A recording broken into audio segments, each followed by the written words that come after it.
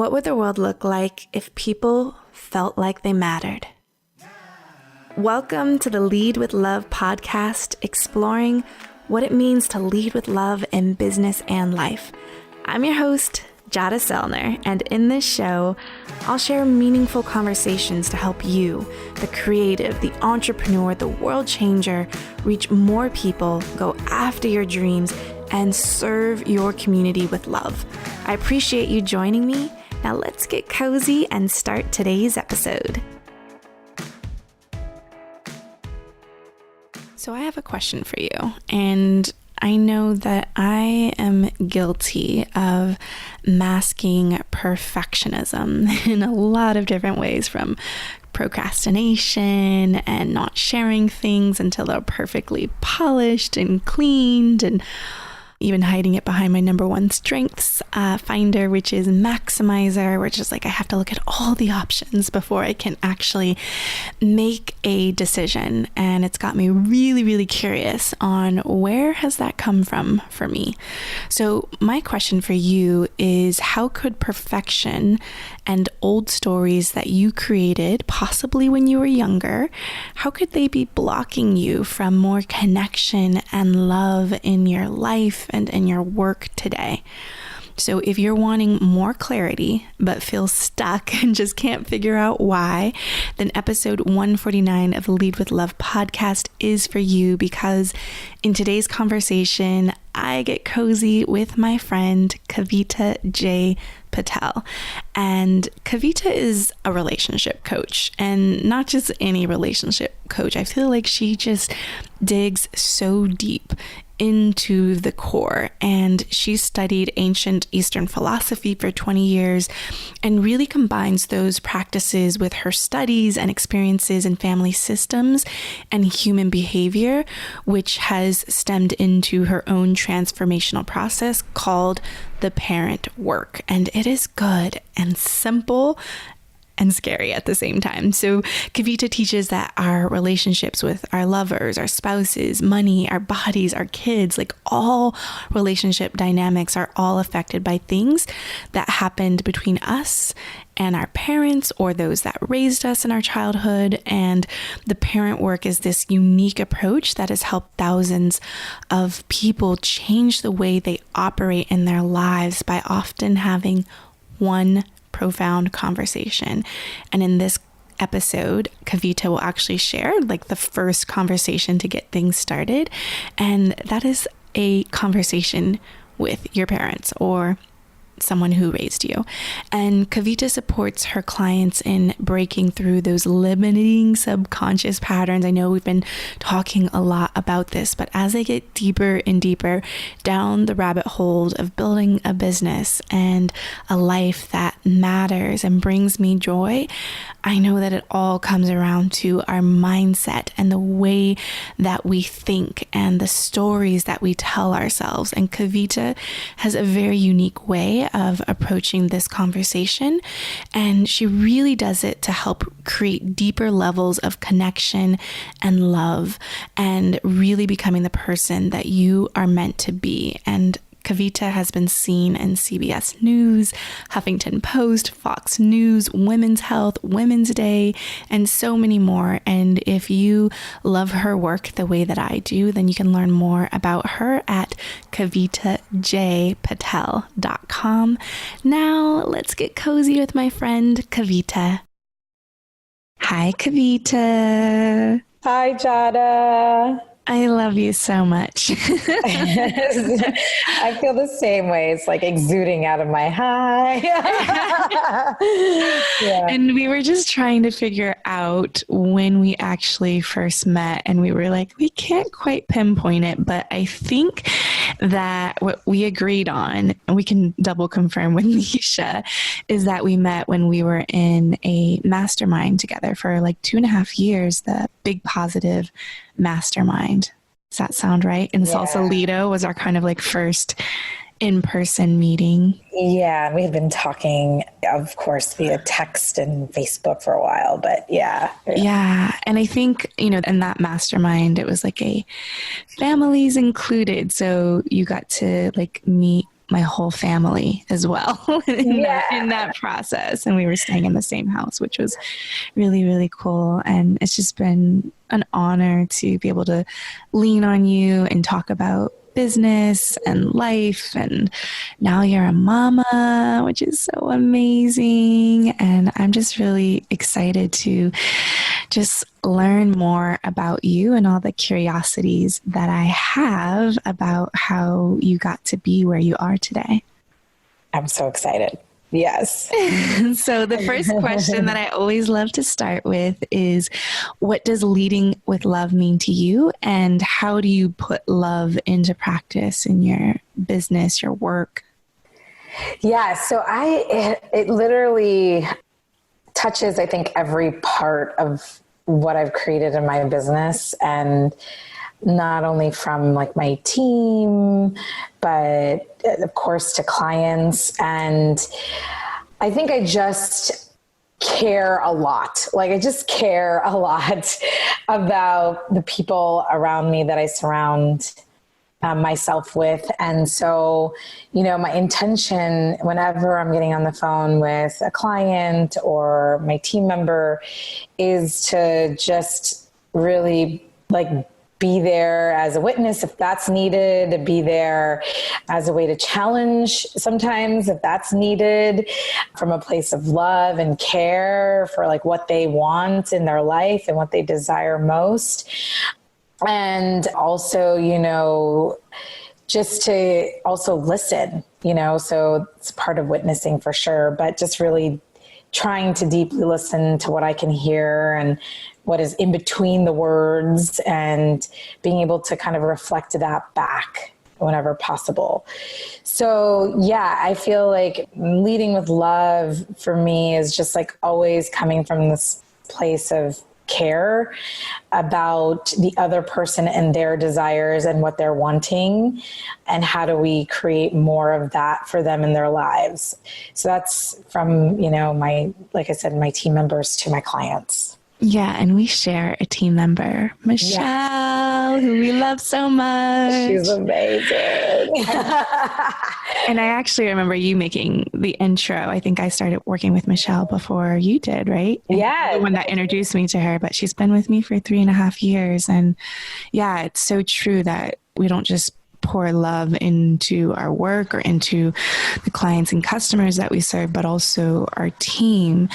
And there's something that you mentioned about challenging people as an expression of love. And I've seen you in this, and it's really beautiful and powerful, but also brave.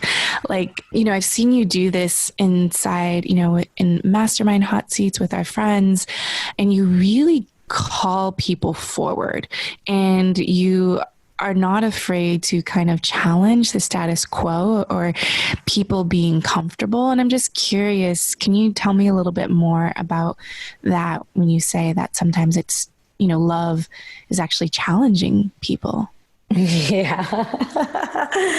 So just a really quick side note, when I was in college, a bunch of my close friends, we read this astrology book, and in it, there was tendencies for each of the signs. And when they got to Sagittarius, one of the tendencies was to be blunt or bold. And it was number 5 was the number of that. And so they just always called me number 5 anytime I was being blunt or bold about something.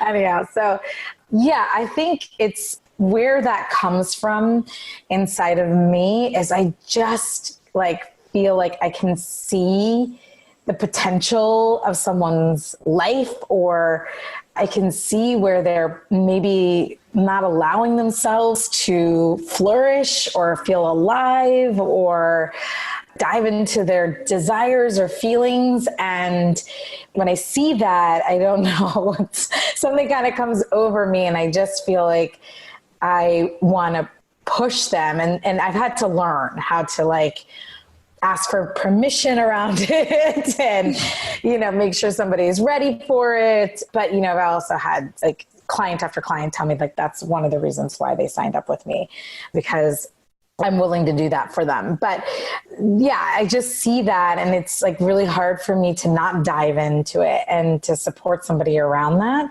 or to show them something new that they couldn't see before. I feel like it's a bit of a gift and a curse. I've lost friendships when I was younger because I didn't know how to, really wield this power in the right way sometimes, or because people weren't ready to hear something that was probably pretty truthful in some ways. But, after being in corporate and then, starting my own business and being in my zone of genius, it has an outlet now where it's serving in a really great way to people that are wanting to receive it. But yeah, I think it just comes from this, I just see a person and I can see the places in which they might feel blocked or stuck. And I want to dive in and explore with them what that might be so that they can have more of what they want. So 2 questions for you. One, I definitely want to hear an example, and you don't have to necessarily share specific names because I know the work that you do is really vulnerable and transformative. But also the first thing that I want to ask before we go into that is, how now do you ask for permission? Yeah, I'll just I find myself diving in, and then I'll be like, okay, before I go there, are you wanting to hear my advice, or were you just wanting to vent, or were you just wanting me to listen or acknowledge what you just said?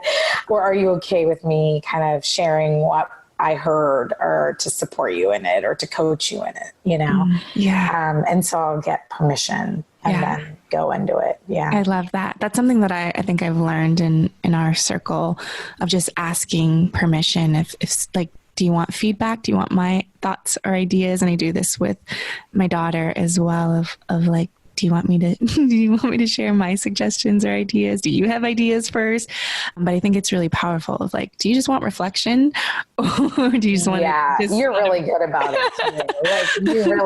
you really hold your, I don't want to say hold your tongue because I don't think you're necessarily doing that, but you really are there with somebody, and that's something I love about you. So. Yeah. And it's just because I might catch it a second before you, because I love how you're I go and then I pause. Yeah. Wait, hold up. It's always in that sequence. Yeah. Yeah. So could you take me into an example of how when someone does give you the permission to challenge them in a loving way of a specific moment of how you've done that? Yeah. So, when a client comes to me and maybe let's just say we're talking about feeling not worthy of something, or, feeling like you don't deserve it. Let's say that's the topic.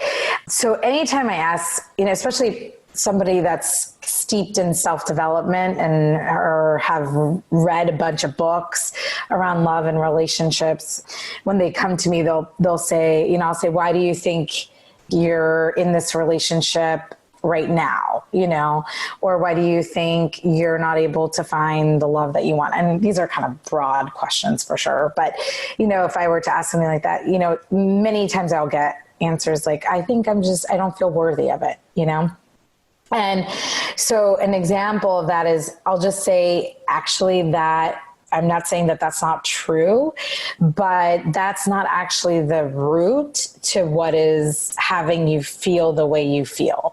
So I kind of call some of these, these sentences that we use, you'll read books and you'll have labels that you start to pick up in those books that you kind of identify with.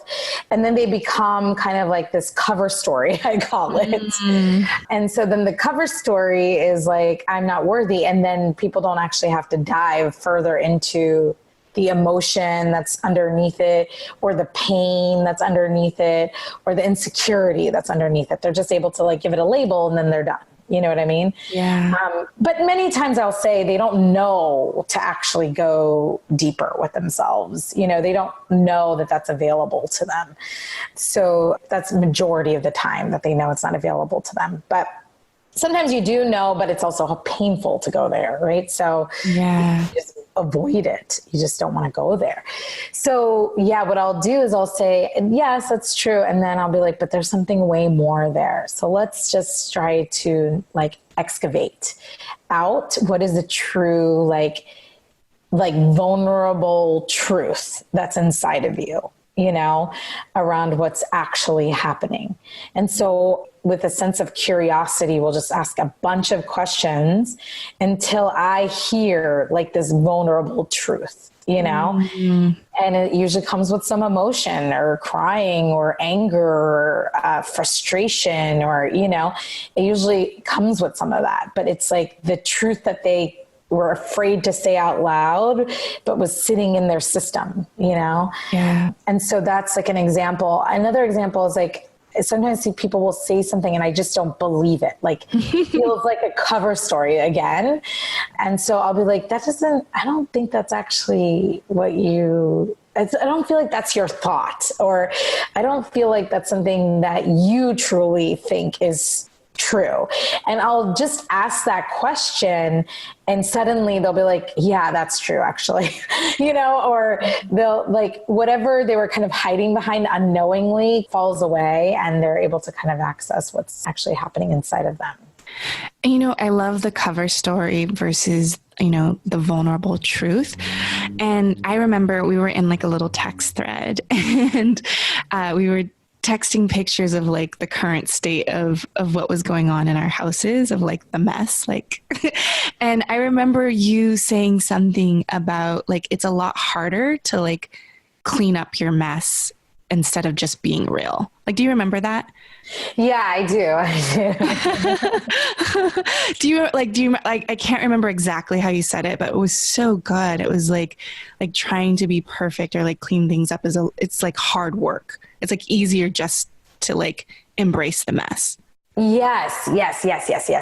Like, okay, so I remember it was about how perfection can be exhausting. Yeah. And how perfection actually, I don't know if I said this piece, but I'm going to add it right now. But like perfection can actually keep us from flow of love, you know, it can keep us from connection, you know? And yeah, I think like sometimes it's just like, it's totally okay. Things are messy. Life is messy. It's mostly chaotic for everyone. And to be able to just embrace and accept that is totally fine, you know? And I often find that when we allow that, some sort of connection comes through that, or a feeling of peace or a calmness, or even amongst the chaos, right? But yeah, I often feel like that. Like perfection just feels so abrasive and intense. Not abrasive isn't the word. Oppressive is the word I use a lot. It feels oppressive. So yeah. Yeah. And I think it's just a beautiful analogy to use like our homes, because basically you were saying like, I don't clean up my house for people to come over. Like that's too much work. And it's like the same thing in how we try to perfect and cover up and clean up everything so that we're presented in a certain way. But totally. When I do go to someone's house, when it's just like messy and they don't apologize for it, I'm like, oh, she's being so real and like, don't clean up for me. You know, like I'm like, it's just like, but that does stop us from connection of, you know, like, okay, well, for George and I, we just like, we like clean up. Like we're like, the only time we clean up is when people are coming over. But I think it's just a really, really good analogy. And you're talking about love. And one thing that I know about you is that, you know, spirituality and studying spirituality you've been doing that since you were 8. And I love just how you talk about the way in kind of Western culture, how we relate to love, meaning that it exists outside of us, where in Eastern philosophy, love resides within you. And so I would just love for you to talk a little bit about that, because I think a lot of times we're always looking, whether it's in business, whether it's relationships and partnership or whatever, like we're looking for answers and we're looking for love outside of ourselves. And so I'm just curious your thoughts on this, and also just how studying spirituality since you were 8, how that has impacted your work today. Yeah, such a great question. Your questions are so good, Jada. They're just so thoughtful. So, yeah, I feel like, spirituality. So, yeah, I've been was raised with monks like from the Himalayan mountains that literally, meditated for years in isolation and then come out and, kind of impart their wisdom. And so I've been learning like yoga and meditation since I was really, really young, around 8, 9. Yeah. And so, yeah, I truly believe that, every human being, not even just human beings, but every living being is a soul. And that soul is perfect. It is absolute perfection. It's unlimited potential. It's limitless. It's all knowing. It's pure beauty, pure bliss. It's enlightened, right? And over lifetimes, we've built karma, right? So all karma is to every action, there's an equal and opposite reaction, even though we don't know exactly how that's all going to kind of transpire because we're not totally aware enough to know all of the different ways that transpires. But then there's that karmic human part of you, and so that's kind of covering this like truest, most loving, infinitely loving part of you, which is soul. And we're kind of just moving through the karma of our lives to really be who we're meant to be, which is this just pure and utter love. And so that has absolutely influenced everything in the way that I coach and the way that I see relationships and love. And, I say the karma part, the human part of us, because that's the part of us that's seeking it outside of us, right? It's the part of us that wants to like believe that somebody loves us or craves that, right? Or the part of us that feels pretty insecure around wanting to be liked. So it's actually moving through those insecurities, which is karmic, so that you can actually see that you're always perfect already, So that's also part of, I think, like, as I'm saying this even out loud, it's part of why I challenge so much also is like for somebody to really feel like their resiliency and to feel like as human beings that yes, we are fragile and infinite at the same time. There's that, soul and human paradox occurring simultaneously. And far too often, I feel like in sometimes the Western world, we see humans as very fragile. And so I find that sometimes we have that I'm not saying that we don't still relate to each other as fragile. So I'm not saying that, but there's a depth in the ancient wisdom around resiliency. And so I bring that into my coaching because I challenge people because I know they can handle it, even if they don't think they can handle it, And so that knowingness inside of me allows me to kind of be more courageous and brave and trying to support myself and others and diving deeper. Yeah, I just like have these visions of those times when I want to like, as a parent, right, to like call my daughter forward or like, oh, like, I know you're capable of that. And it feels uncomfortable too, because you're just like, I don't want to see like, the fragility of like, I don't want to see you struggle, but that it's like building those resiliency muscles. And then on the other side, they can see like, oh, I did it. And it took work. And that wasn't easy. One thing where I see you get most lit up, and it's the work that I know you've made this pivot to call, to really lead with the parent work. And I know before you had a conversation just around really healing people's relationships and love, but like at the core of what you do, it's about healing, that karmic bond and relationship with your parents. And I've just seen so many shifts and ahas and openings for the capacity to receive and feel love in the work that you do and challenging people to have conversations with their parents. Yeah. It's the most terrifying thing for 99% of people. But yes, yeah, totally. Yeah. So what is your belief around having these conversations or really unpacking our relationship with our parents and how that affects so many other parts and how we show up and shine or don't shine in our lives? Yeah. So the most influential relationship in our lives is the one with our parents.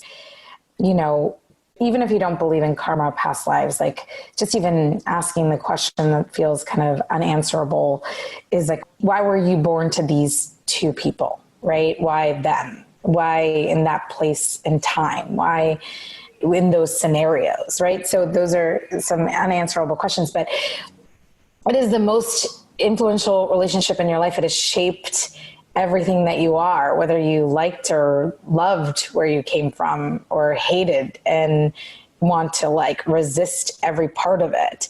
It still has shaped who you are. And, you know, even from a psychological standpoint, like our subconscious is fully formed by the time we're like 5, you know, some people say 7. And that's all due to the influences around us when we were younger, specifically from our parents.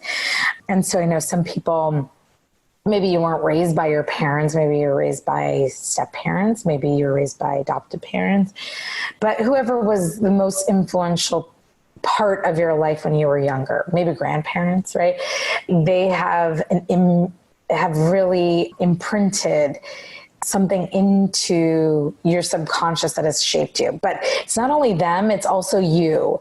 It's your translations of what they did, how they did it, how they loved you, how they showed love to others. You watched it all. You observed it all, and you made a lot of translations from that. And so, you know, yeah, I get really lit up by helping people bridge. There's such a huge information gap between children and parents. And when I say children, I mean adult children, you know, because we start to realize around our 30s how upset we are at our parents for the things they didn't do for us. You know, sometimes we have an inkling of it before. I'm not saying that, but in our 30s, it all kind of comes to our consciousness of how upset we are about lots of things that our parents did, or what you admire in your parents. That equally has, you know, formed who you are.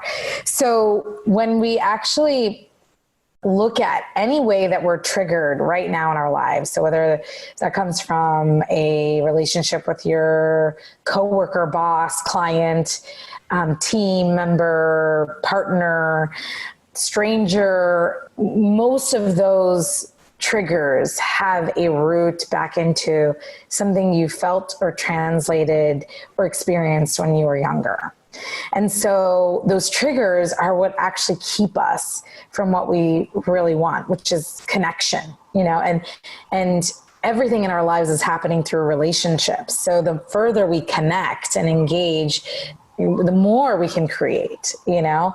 And so what stops us from that is the trigger point where we feel, you know, on a high level, unloved in some way, or not liked, or not special, or invisible, or not a priority, or, you know, these are just everybody's got a little bit of a different flavor of this. And it's actually very important to know your particular flavor of it. But that trigger will come up and stop you. It'll shut you down. It'll isolate you. It'll have you kind of wanting to either run the other way or fight it out, right? Like that fight or flight or avoidance.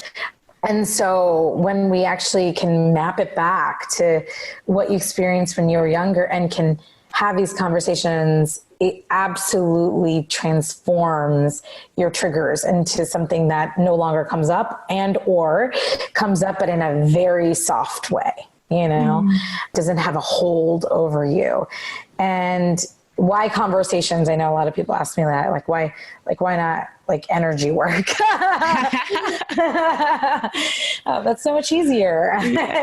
Or journaling, and, my answer to that is because, and I'm not saying energy work is profound, journaling is profound, but one of the fastest ways I've seen is we're trying to actually answer some of these translations with our own knowing in our minds. And our minds actually are limited, right? Like in perspective, it only knows and it can only conjure up what it's experienced. It can't actually experience something it hasn't experienced yet. And so when you have a conversation with your parents, you actually get insight into a whole world, like a whole world view, a whole way of thinking that you didn't have access to, nor could you have ever imagined existed. And so then you get insight, you get clarity, sometimes you even get your needs met in the way that they didn't get met when you were younger, and that inner child feels relief. Or sometimes at the very minimum, you express the pain, and that's a release in and of itself because the pain originated with them, And so that's why conversations are profound, because it's giving you a perspective you could never have gotten without it. Wow. Yeah. Yeah. I'm like, oh, all the triggers and the words and the like, oh, this comes up with my husband. And like, I can translate that back to childhood. I'm curious if you'd be open to sharing an example of a trigger that you had and then had a conversation with, one or both of your parents to kind of share your translation or interpretation, and then if any needs got met through that process. Just curious if you've been able to work that out in your own life. Yeah, that might be easier than sharing some of your personal clients. Yeah, no, I totally am happy to share. I'll actually kind of dive into the deep end with it. I was molested when I was around 8. I don't exactly remember the time, but like around 8 or 9. And I'm not actually talking, okay, so I'll connect this to a trigger right now also. But I was molested when I was around 8 or 9, and I would talk about it pretty freely with friends that were close to me. So it wasn't like I had it locked up, inside of me, but I never told my parents as I was trying to save them from the pain. And the way it started showing up in my marriage is I sometimes would turn Hemel, my husband, into somebody that didn't have my best interests at heart. I would sometimes block certain ways that we were trying to be intimate, because, and I didn't know this consciously in many ways, but it was blocking how much I was letting him into my heart and into my vulnerabilities. And that was keeping us from really connecting on a whole other level. And so I started to understand this, and it was probably like 6 years ago now, I ended up telling my mom, because I knew what I needed was to know that if they had known, they would have protected me. That little girl, when she had this happen and didn't know what to do, felt very alone, very nobody's there for me. And I can even feel the emotion as I'm talking about it. And so what I needed that I never gave to myself, because I didn't know any better at the time, was to know that my parents would have fought for me, or just gotten pissed and angry and it's not okay. That's it's what that little girl needed. And so I told my mom, and I absolutely got a need met. She immediately, her response was just pure anger, which actually helped. Yeah. She was if I had known, I don't know what I would have done to, it was a cousin of mine. I don't know what I would have done to him, and just hearing her rage, healed me, it just helped me see, I'm not alone. I'm not alone in this. And then the hardest one was actually telling my dad. And, it was harder to tell him because it was kind of it's something I can open up to my mom about pretty easily, but kind of difficult to tell my dad about. And so I told my dad, and I couldn't even get the words out. I was like so scared to say it and have it be said out loud with him in the room and all of that. And actually I had involved Hemel in the conversation, so he helped me through it with my dad. Mm-hmm. And my dad's response was just like, I would have absolutely protected you. I would have never have allowed that to happen, you know? And you know that logically, like, you know, logically that your parents probably would have protected you, but that's not the same thing as it sinking into every cell of your body emotionally, you know? And that's why I needed to hear it. Because when he said those words, it sunk into my system, into my emotional system, you know? And that's why it was so profound. And to be honest, it gave me an opening in my marriage in ways that I could not have accessed before. Like, I just started to naturally let Hemel into things that felt a little like shameful, you know? Yeah. And yeah, so that's just one, but I've been doing this work within relationships, and any time I'm getting triggered, even around motherhood with my parents over the last 10 years. So that's just like one example. Wow. So thank you so much for sharing that. And it's so powerful. And I've witnessed you call, you know, our friends forward, and like, you're going to call them right now on the beach and have the conversation. So I can feel the shift and the opening of like feeling it in every cell in your body. And what would you say for someone who's interested in diving into this work of, you know they might feel blocked? Like, what would be like the first action step that you would have them explore? And then I'd love to know where they could learn more about your work. Yeah.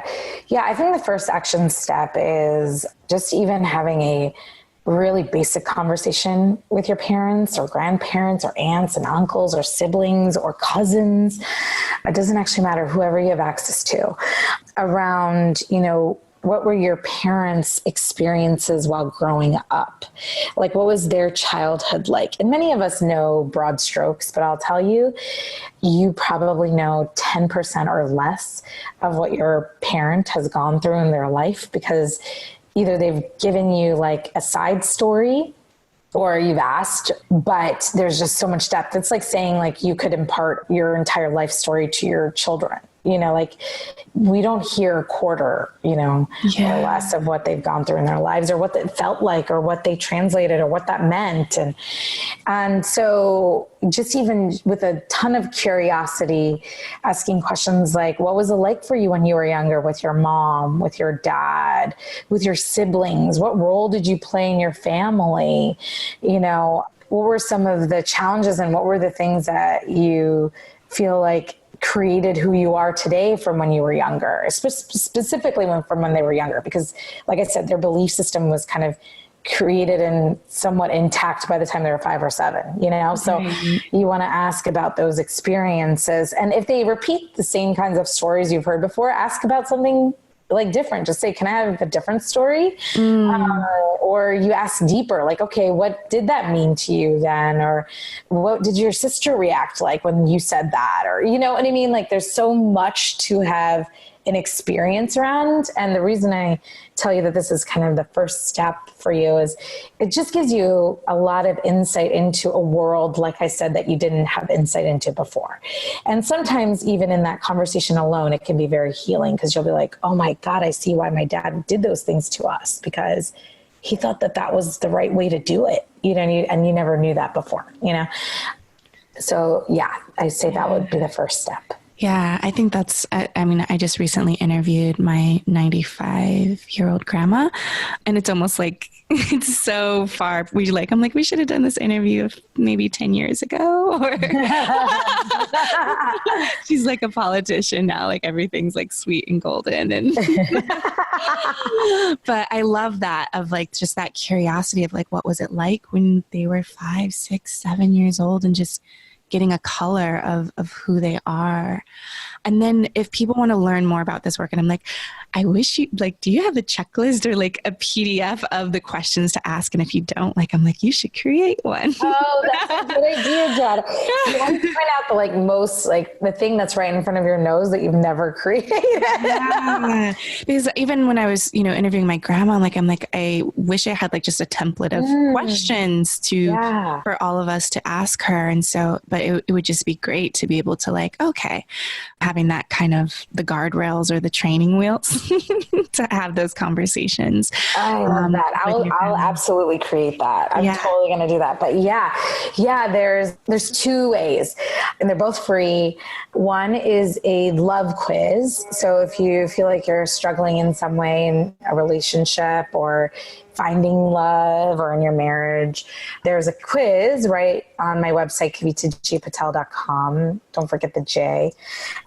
And it will tell you what type you are. There are 4 types, and it asks you your connection to your mom and dad, and it tells you what type you are and how that might be showing up in your relationship and where you might be feeling blocked and what you can do about it. And another one is I did a video training, which I think you'll give them the links, right? Yeah, I'll put them in the show notes.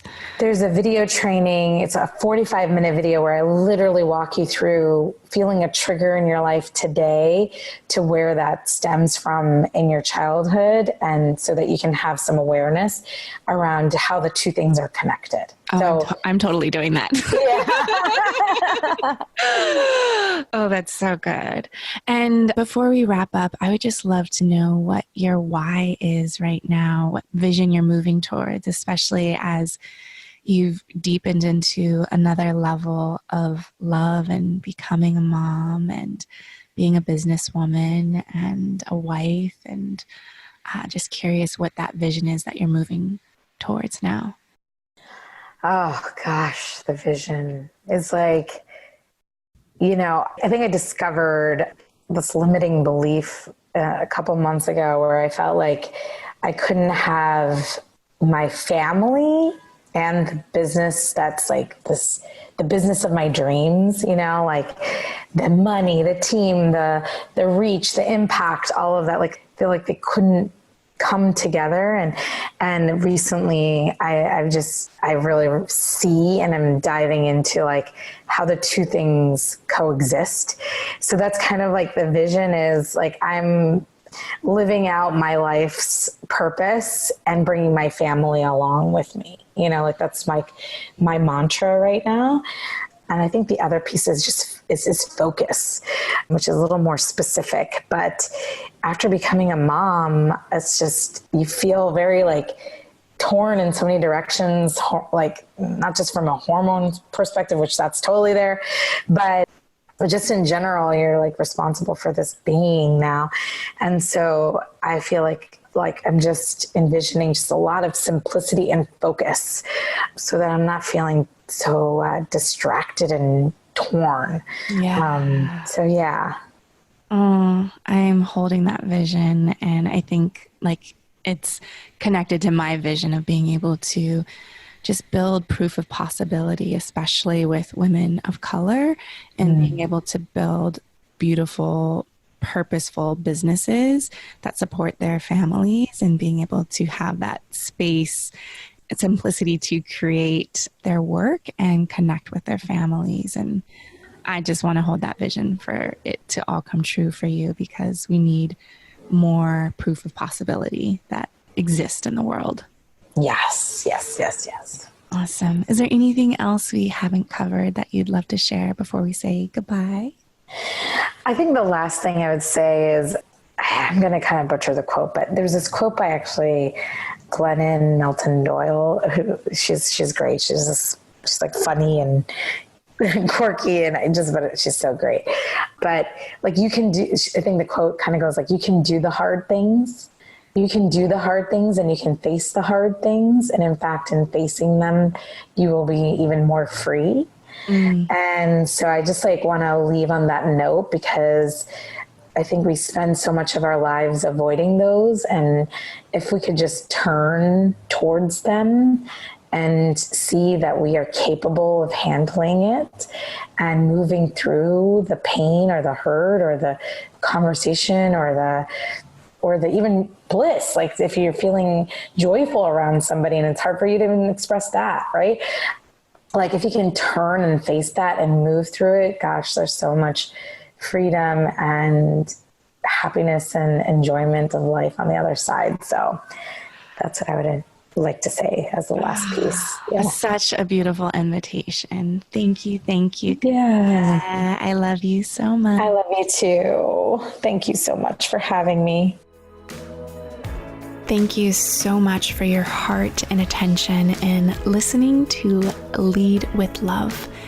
If this message, leading with love in life and business, and remembering the humans and beating hearts behind the numbers and all of that good stuff, I would love for you to take the time to leave an honest review. It would mean the world to me, and it also helps more people find out about the goodness and helping spreading more love in the world, which we really, really need.